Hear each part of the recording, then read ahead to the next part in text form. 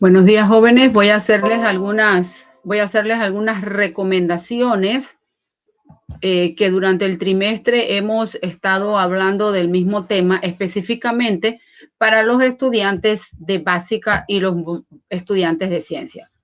Con base a los estudiantes de básica, tomando en cuenta las actividades que aparecen en el módulo de séptimo, octavo y noveno, quiero recordarles que todas las actividades que están dentro del módulo deben resolverlas.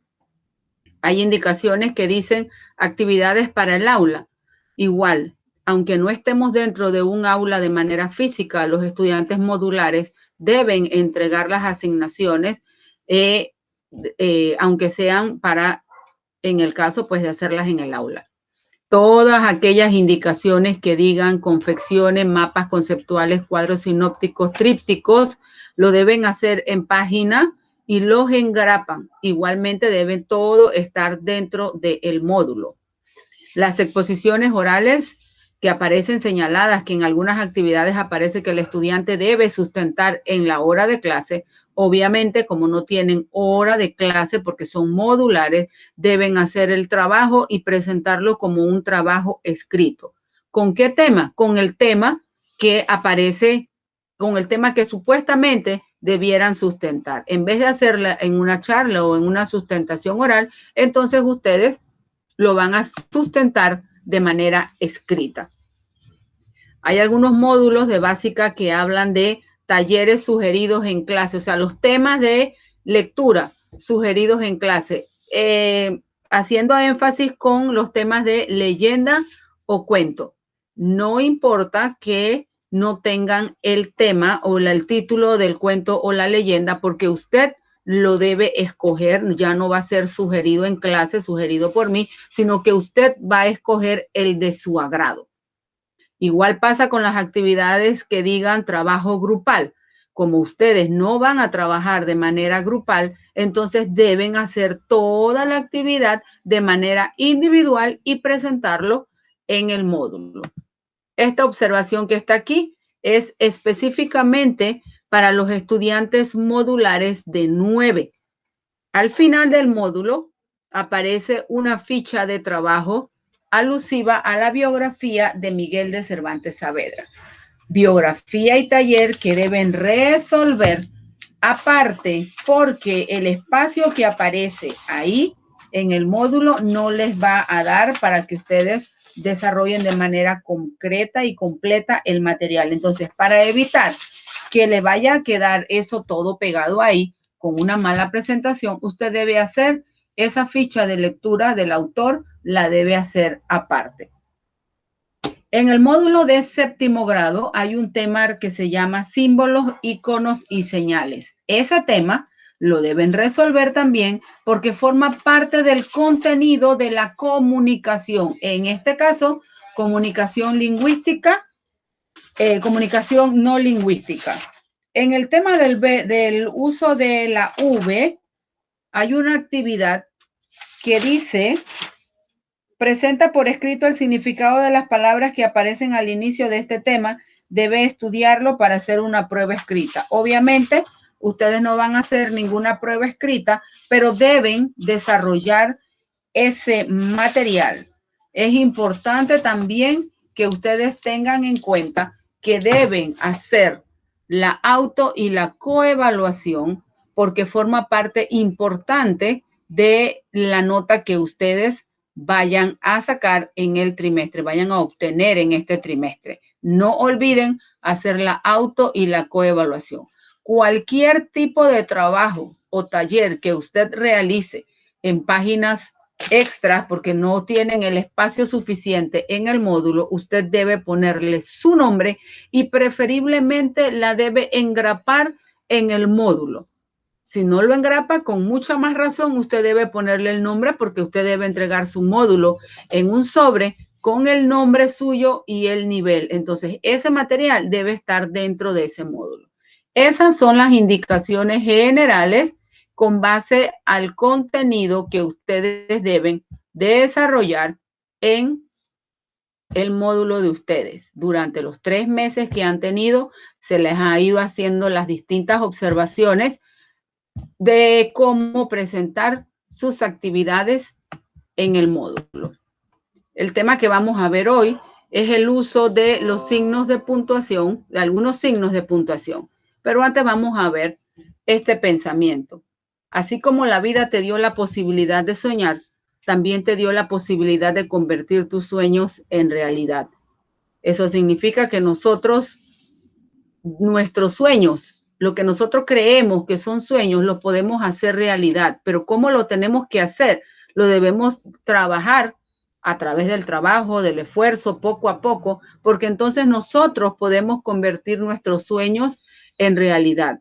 Yo no puedo soñar que me quiero ir para Egipto a ver las pirámides de Egipto, pero durante toda la vida no he ahorrado ni un solo real para poder viajar a Egipto. Entonces, ¿qué tengo que hacer para poder tener la posibilidad de que mi sueño se convierta en realidad? Lo primero que tengo que hacer es mínimo ahorrar para ir obteniendo poco a poco el dinero para poder pagar el viaje. Y así en un momento determinado, entonces poder convertir mi sueño en realidad. Vamos a ver entonces un repaso de lo que estábamos viendo la semana pasada sobre las propiedades de las palabras. En primer año solamente vamos a ver lo que es sinónimos y antónimos. Las propiedades de las palabras son, en español, las palabras tienen muchas propiedades, están los sinónimos, antónimos, homófonos, parónimos, pero en primer año solamente, o séptimo grado, perdón, solamente vamos a ver los sinónimos y los antónimos. Este tema ya lo trabajamos la semana pasada y vamos a reforzarlo. Aquí tienen el ejemplo de un sinónimo, proteger, pues el sinónimo es amparar y el antónimo es abandonar. ¿Para qué nos sirven los sinónimos y antónimos? Para cuando estamos redactando no hacer repetitiva una palabra y no se vuelva corriente nuestro escrito. Vamos a ver entonces, a recordar que los sinónimos son las palabras o expresiones que tienen un significado similar o parecido a la palabra que nosotros, con la palabra que nosotros vayamos a reemplazar. Aquí tenemos algunos sinónimos de proteger, abrigar, acoger, amparar, apoyar, entre otros.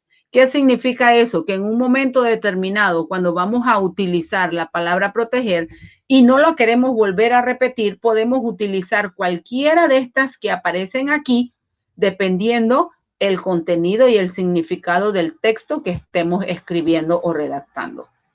Aquí aparece un taller corto que para poder nosotros hacer un tipo de cambio de palabras con sinónimos, lo primero que tenemos que saber es el significado.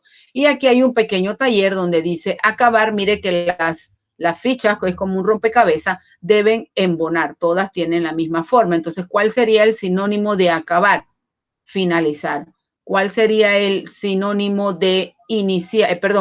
Acabar, ¿cuál sería el sinónimo? Empezar. ¿Cuál sería el sinónimo de iniciar? Y así sucesivamente vamos viendo los elementos que pueden ir engrapándose aquí o ensamblándose. Sinónimo de acabar,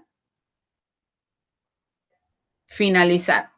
Sinónimo de iniciar, vamos buscándolo por aquí, a ver dónde está. Sinónimo de cortar, ¿cuál puede ser el sinónimo de cortar, de responder? Entonces, esas van engrapándose aquí.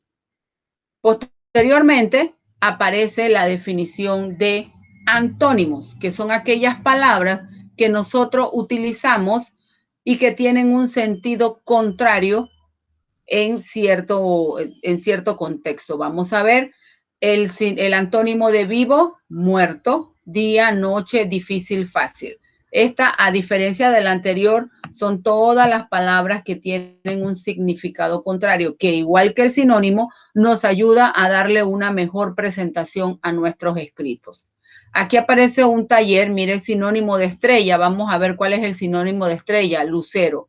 ¿Cuál es el sinónimo de lenguaje? Vamos a buscar el número 4 y aquí le aparece entonces que el sinónimo de lenguaje es idioma. Sinónimo de océano, buscamos el número 8, mar. Antónimo de remitente, buscamos el número 9 y así vamos a ir adquiriendo nuevas palabras. Remitente, antónimo destinatario.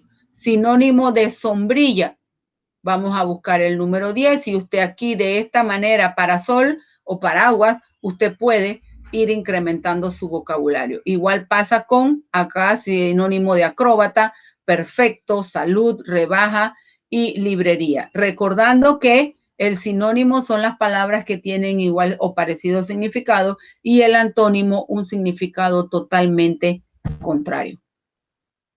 Esa fue a manera de repaso. Ahora vamos a ver los signos de puntuación, que es el último tema que aparece por desarrollar en el módulo de ustedes en séptimo grado. Y vamos a ver solamente el uso de dos signos de puntuación, la coma y el punto. Vamos a ver entonces el punto. ¿Qué es el punto? El punto es un signo que indica el final de un enunciado, de un párrafo o de un texto. Después de ese punto debe escribirse con letra mayúscula.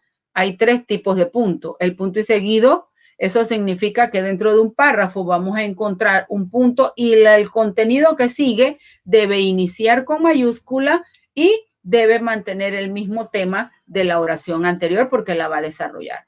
El punto y aparte igualmente indica la separación del párrafo, debe escribirse con mayúscula también y aunque no tenga el mismo contenido del párrafo, no siga la misma secuencia de tema en el párrafo que sigue, en el mismo párrafo, este párrafo de punto y aparte va a ampliar o va a ver otra parte del texto que se está tratando o va a tratar otro tema. Y el punto final es el que debe colocarse al final de toda oración, al final de todo escrito, al final de todo párrafo. Ojo que no es al final de una palabra porque yo voy a poner aquí el punto y le voy a poner un punto, no. El punto se utiliza al final de un texto, llámese texto una oración, llámese texto un párrafo. Los títulos no llevan punto. Aquí entonces aparece un texto para ver lo que es punto y seguido, punto y aparte, punto final. Aquí vamos a ver, la agricultura que se inicia en el periodo del Neolítico supone uno de los hallazgos más importantes para la humanidad. Aquí aparece el primer punto y el contenido que sigue dice, el hombre deja de ser un simple depredador y pasa a colaborar con la naturaleza en la tarea de reponer los productos que va consumiendo. Aquí hay un punto. Ese punto es punto y seguido y comienza con mayúscula. Aparece el otro punto al final del primer párrafo. Aquí está el punto y aparte y el punto final aparece acá. Mire que después de cada punto debe escribirse con mayúscula, independientemente que sea punto y seguido o punto y aparte. Y vamos a ver entonces el uso de la coma. La coma es un signo de puntuación muy utilizado que tiene ciertas reglas. Vamos a ver solamente 3 reglas del uso de la coma. La primera regla que aparece aquí es que la coma, primero debo recordarles que la coma significa una breve pausa dentro del texto que se va a escribir y cuando lo vamos a leer es obligatorio hacer una cierta pausa porque le da mucha entonación al contenido leído y al contenido trabajado. Entonces vamos a ver uno de los ejemplos del uso de la coma. Dice que la coma se usa para señalar que se ha omitido el verbo en ciertas partes de la oración, pero debemos tener presente que el verbo está ya antepuesto en una oración anterior. Vamos a ver el ejemplo. Juan estudia psicología. Vicente, gerencia agrícola. Aquí está la coma, pero esta coma se pone porque está reemplazando el verbo. Pero ¿qué resulta? Que aquí está la palabra, el verbo estudia y no voy a volverlo a repetir acá. Por eso se usa la coma para suplantar el verbo. También se utiliza para separar elementos, o sea, una enumeración siempre va separado por coma y al emplear frases como, es decir, por consiguiente, en cambio, en primer lugar, frases explicativas. Aquí entonces al final vamos a hacer el recuento de la cantidad de signos, algunos de los signos de puntuación que hay, del cual solamente hemos visto la del punto, algunas reglas, ojo, porque no son todas, en el módulo ustedes la tienen, con ejemplos y un poco más claro. Y acá entonces, el uso de la coma solamente vimos 3 para separar elementos análogos o separar elementos de la misma categoría gramatical, para reemplazar el verbo y para separar entonces frases incidentales o aclaratorias. ¿Qué significan esas frases incidentales o aclaratorias? Que en un momento determinado le van a dar el énfasis a el texto, pero que si yo la quito, las frases incidentales, yo las puedo quitar y el texto va a seguir teniendo el mismo significado y no va a perder la esencia de lo que se quiere decir o lo que se quiere escribir. Ese es el último tema que ustedes, los modulares, deben trabajar en la materia, y que recuerden que deben entregarlo en la semana que viene. Recuerden también, jóvenes, que ustedes deben llenar la auto y la coevaluación, porque forma parte fundamental de la evaluación del trimestre, igual que el examen final, que eso está incorporado dentro de las actividades del módulo. Recuerden, jóvenes, todo lo que diga tríptico, mapa conceptual, cuadro sinóptico, usted lo debe hacer de una manera clara, muy clara, en páginas aparte, y si usted desea hacerlo en cartulina o como usted lo desee para que le quede más amplio, usted lo puede hacer, lo dobla bien dobladito y lo mete dentro del módulo. Todas las actividades del módulo deben desarrollarse. Si no tiene espacio en el módulo, entonces hágalo claro en páginas aparte o en cartulina o en cartoncillo, como usted crea que le quede más claro. Lo importante es que su trabajo quede lo más claro y presentable posible, y así usted tenga una buena evaluación. No porque no tenga espacio en el módulo, usted no va a hacer las actividades, independientemente que digan individual, grupal, que digan sustentable, trípticos, usted los puede hacer a mano y los mete dentro de el contenido de su sobre. Así que, por favor, esas son las evaluaciones, esas son las actividades que usted debe realizar en el módulo de 7º grado.